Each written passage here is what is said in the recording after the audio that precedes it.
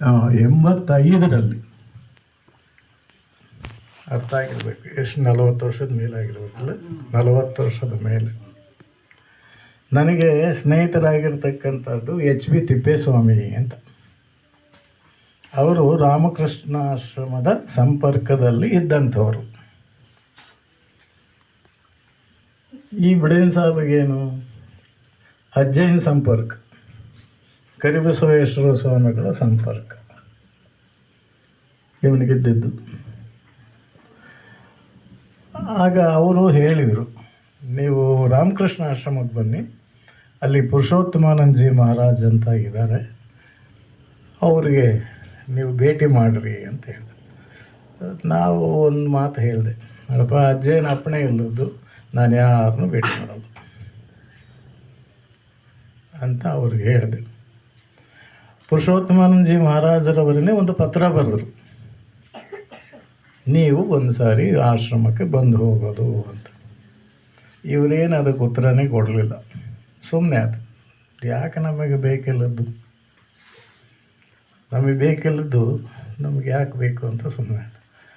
ಹಲವು ದಿನ ಆದಮೇಲೆ ಹೇಳಿದರು, ನೀನು ಬೆಂಗಳೂರು ಆಶ್ರಮಕ್ಕೆ ಹೋಗು ಅಂತ. ನಾನು ಸ್ವಾಮೀಜಿಗಳನ್ನೂ ನೋಡಿಲ್ಲ. ಆಗ ಇದ್ದಂಥವರು ಚಿದಾನಂದಜಿ ಮಹಾರಾಜ್ ಅಂತ ಅಧ್ಯಕ್ಷರಾಗಿದ್ದರು, ಪುರುಷೋತ್ತಮಾನಂದಜಿಯವರು ಹಿರಿಯ ಸನ್ಯಾಸಿಗಳಾಗಿದ್ದರು. ಅವಾಗ ನನಗೆ ಸುಮಾರು 40 ಆಸುಪಾಸು ಇರಬಹುದು ಅವಾಗ, ಯಾಕಂದರೆ ಇವಾಗಲೇ 84. ಇಲ್ಲಿ ನೋಡಿದೆ, ಅಲ್ಲಿ ಅವ್ರಿಗೆಲ್ಲನ ಅವರು ಏನು ಮಾತನಾಡಿದರು ಎಲ್ಲ ಆಯಿತು. ಅದು ಆಧ್ಯಾತ್ಮಿಕ ವಿಚಾರ. ಅಲ್ಲಿಂದ ಸಂಪರ್ಕ ಪುರುಷೋತ್ತಮಾನಂದಜಿಯವ್ರದ್ದು ಆಯಿತು. ಅಲ್ಲಿಗೆ 40 ವರ್ಷಗಳ ಹಿಂದಿನ ಮಾತು. ಅವರು ಒಂದು ಸಾರಿ ಧಾರವಾಡಕ್ಕೆ ಹೋಗಬೇಕಾಗಿತ್ತು.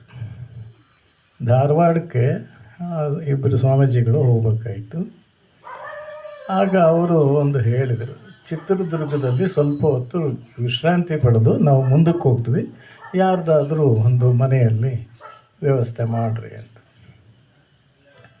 ಆಗ ಅಲ್ಲಿ VG ಸೆಟ್ರು ಅಂತ ಇದ್ದರು, ಅವರು ವ್ಯಾಪಾರಸ್ಥರು, VG ಸೆಟ್ರು ಅಂತ. ಅವರಿಗೆ ಆಧ್ಯಾತ್ಮಿಕ ವಿಚಾರನೂ ಕೂಡ ಚೆನ್ನಾಗಿ ಇತ್ತು.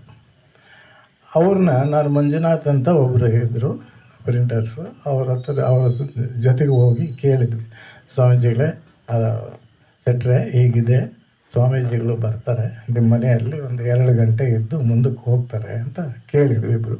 ಅಯ್ಯೋ ಆಯ್ತು ಹೇಳ್ರಿ, ಒಳ್ಳೆಯದು, ಭಾಳ ಸಂತೋಷ, ಬಂದರೆ ಬೇಡ ಅಂತೀವ. ಅಂದಿನಿಂದ ಪುರುಷೋತ್ತಮಾನಂದಜಿ, ಚಿದಾನಂದಜಿ ಮಹಾರಾಜ್ ಇವರಿಗೆ ಸಂಪರ್ಕ ಬೆಳೀತು.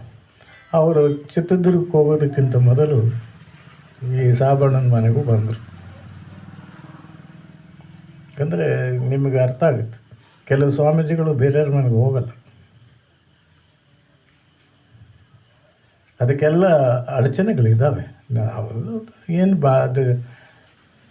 ಇದು ಸಂಸಾರ, ಬಾಹ್ಯ ಜಗತ್ತು ಹೀಗೆಲ್ಲ ಇರೋದರಿಂದ ಅವರು, ಆದರೂ ಕೂಡ ಅವರೇನಿಲ್ಲ, ಆರಾಮಾಗಿ ಬಂದರು, ಕುಳಿತುಕೊಂಡ್ರು, ಫೋಟೋಗಳಿದ್ದು ಅವನ್ನೆಲ್ಲ ನೋಡಿದರು, ಕುಳಿತುಕೊಂಡ್ರು. ಏನೋ ನಮ್ಮ ಮನೆಗಿದ್ದದ್ದು ಪ್ರಸಾದ ಸ್ವೀಕರಿಸಿದ್ರು ಇಬ್ಬರೂ, ಅಧ್ಯಕ್ಷರು ಮತ್ತು ಹಿರಿಯ ಸನ್ಯಾಸಿಗಳು. ನಮ್ಗೆ ಅದೇ ಮಹದಾನಂದವಾಯಿತು. ಮಹದಾನಂದ, ಆನಂದನೇ ಬೇರೆ, ಮಹದಾನಂದ. ಆನಂದ ಅಂದರೆ ನಾವು ಯಾವುದೋ ಒಂದು ವಸ್ತುವನ್ನು ತಿಂದಾಗ ನಮಗೆ ಆನಂದ ಆಗುತ್ತೆ, ಅಥವಾ ಒಬ್ಬ ವ್ಯಕ್ತಿ ಅಪರೂಪಕ್ಕೆ ಬಂದಾಗ ಅವನು ನೋಡಿದಾಗ ಒಂದು ಆನಂದ. ಮಹದಾನಂದ ಅಂದರೆ ಅಂತರಂಗದಿಂದ ಆಗ್ತಕ್ಕಂಥ ಆನಂದ, ಹೃದಯಾಂತರಾಳದಿಂದ ಬಂದಿರತಕ್ಕಂಥ ಆನಂದ. ಆ ಆನಂದ ಅವತ್ತು ನಮ್ಮ ಮನೆಯವ್ರಿಗೂ ನಮಗೂ, ಇವರೆಲ್ಲ ಇನ್ನೂ ಚಿಕ್ಕ ಮಕ್ಕಳೆಲ್ಲ, ಅವರೆಲ್ಲ 4-5ನೇ ತರಗತಿಯಲ್ಲಿ ಓದ್ತಿದ್ದವರು ಅವರಷ್ಟೇ. ಏನೋ ಅವ್ರ ಕೃಪಾಶೀರ್ವಾದದಿಂದ ಅವತ್ತು ತುಂಬ ಆನಂದದಿಂದ ಅವರಿಗೆ ಹೆಲ್ಪ್ ಮಾಡಿದ್ವಿ. ಚಿತ್ರದುರ್ಗದಲ್ಲಿ ಅವ್ರಿಗೆ ವಸತಿ ಮಾಡಿದ್ರು. ಅವರು ಒಂದು ಪುಸ್ತಕ ಬರೆದಿದ್ರು, ವೀರ ಸನ್ಯಾಸಿ ವಿವೇಕಾನಂದ ವಿಶ್ವವಿಜೇತ ವಿವೇಕಾನಂದ. ಇವನ್ನೆಲ್ಲ 3 ಪುಸ್ತಕಗಳು ನೀವೆಲ್ಲ ಕೇಳಿರ್ತೀರಿ, ಓದಿರ್ತೀರಿ. ಅಲ್ಲಿ ಆ ಪುಸ್ತಕಗಳನ್ನು ವೀರ ಸನ್ಯಾಸಿ ವಿವೇಕಾನಂದ ಎನ್ನತಕ್ಕಂತಹ ಪುಸ್ತಕವನ್ನು ಚಿತ್ರದುರ್ಗ ಜಿಲ್ಲೆಯಲ್ಲಿ ಪ್ರಪ್ರಥಮವಾಗಿ ನಾವು ಅದನ್ನು ಉದ್ಘಾಟನೆ ಮಾಡಿದ್ದಂದ್ರೆ ಐಮಂಗಳದಲ್ಲಿ 12 ಜನವರಿ 86ರಲ್ಲಿ ಅದನ್ನು ಅಲ್ಲಿ ಉದ್ಘಾಟನೆ ಮಾಡಿ ಅದನ್ನು ಬಿಡುಗಡೆ ಮಾಡಿದ್ವಿ. ಆಗ ಅಲ್ಲಿದ್ದಂಥ ಐಮಂಗಳದಲ್ಲಿದ್ದಂಥ ಮುಖಂಡರು ಅವರು ಎಲ್ಲ ಸಹಕರಿಸಿದರು. ಎಲ್ಲರೂ ಅದಕ್ಕೆ ಅವತ್ತೊಂದು ಸಭೆಯೂ ಕೂಡ ನಡೆಯಿತು. ಅನೇಕ ಜನ ಉಪನ್ಯಾಸಕರಿದ್ದರು. ಇವನಂತೂ ಉಪನ್ಯಾಸಕನಲ್ಲ, ಉಪನ್ಯಾಸ ಮಾಡೋಕ್ಕೆ ಬರಲ್ಲ. ಏನೋ ಗೊತ್ತಿರೋದನ್ನ 1-2 ಮಾತು ನಿಮ್ಮ ಮುಂದೆ ಹಿಂಗೆ ಕುಳಿತುಕೊಂಡು ಹೇಳ್ಬೋದು ಅಷ್ಟೆ. ಆಮೇಲೆ ಹೀಗೆ ಇದ್ದಾಗ ಪುರುಷೋತ್ತಮಾನಂದಜಿಯವರು, ಚಿದಾನಂದಜಿ ಮಹಾರಾಜರವರು, ಆಮೇಲೆ ನೆಕ್ಸ್ಟು ನಮ್ಮ ಮೊನ್ನೆ ಇದ್ದರಲ್ಲ ಸ್ವಾಮೀಜಿಗಳು ಹರ್ಷಾನಂದ ಮಹಾರಾಜರವರು, ಆಮೇಲೆ ಈಗಿದ್ದಾರಲ್ಲ ನಿತ್ಯಸ್ಥಾನಂದ ಮಹಾರಾಜರವರು, ಇವರೆಲ್ಲ ಇವರು ಮನೆಗೆ ಬಂದು ಹೋಗಿದ್ದಾರೆ. ಅವರೆಲ್ಲ ಯಾಕೆ ಹೋಗ್ತಾರೆ ಬರ್ತಾರೆ? ಸಾಬ್ರ ಮನೆಗೆ ಏನು ಕೆಲಸ ಐತಿ? ಸಾಬ್ರ ಮನೆಗೆ ಏನು ಕೆಲಸ ಐತೆ? ಹಿಂದೂಗಳಿಗೆ ಬಾಹ್ಯಕ್ಕೆ ಸರಿದಂತೆಲ್ಲ ಅಸಮಾನತೆ, ಬಾಹ್ಯಕ್ಕೆ ಸರಿದಂತೆಲ್ಲ ಅಸಮಾನತೆ, ಸೂಕ್ಷ್ಮಕ್ಕೆ ಸರಿದಂತೆಲ್ಲ ಸಮಾನತೆ, ಸೂಕ್ಷ್ಮಾತಿ ಸೂಕ್ಷ್ಮ ಆತ್ಮ. ನಾವು ಬಾಹ್ಯದಲ್ಲಿ ಏನಾದರೂ ನೋಡ್ರಿ ಎಲ್ಲ ಅಸಮಾನತೆ ಕಾಣುತ್ತೆ. ನೀರಿನಲ್ಲಿ ಸಮಾನತೆ ಇದೆಯಾ? ನಮ್ಮೂರಿನ ನೀರಿಗೂ ಗಂಗಾ ಜಲಕ್ಕೂ ಒಂದೇ ಇದೆಯಾ?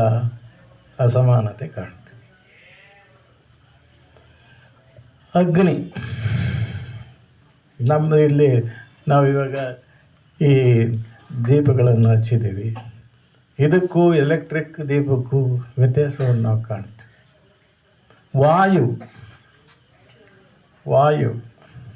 ವಾಯು ಅಂದರೆ ನಮಗೆ ಗೊತ್ತಿದೆ ಗಾಳಿ. ಈ ಊರಿನ ಗಾಳಿಗೂ ಇನ್ನೊಂದು ಊರಿನ ಗಾಳಿಗೂ ವ್ಯತ್ಯಾಸ. ಭೂಮಿ, ಈ ಊರಿನ ಭೂಮಿಗೂ ಅಂದರೆ ಪಂಚಭೂತಗಳಲ್ಲೇ ಅಸಮಾನತೆ ಇದೆ. ಪಂಚಭೂತಗಳಲ್ಲಿ ಅಸಮಾನತೆ ಇದೆ. ಪಂಚಭೂತಗಳಲ್ಲಿ ಅಸಮಾನತೆ ಇದ್ದಾಗ ಭೂಮಿ ಮೇಲೆ ಯಾವ ವಸ್ತು ಹುಟ್ಟಿದ್ರೂ ಅದು ಅಸಮಾನತೆನೇ. ಸಮಾನತೆ ಬರೋಕ್ಕೆ ಸಾಧ್ಯನೇ ಅಲ್ಲ.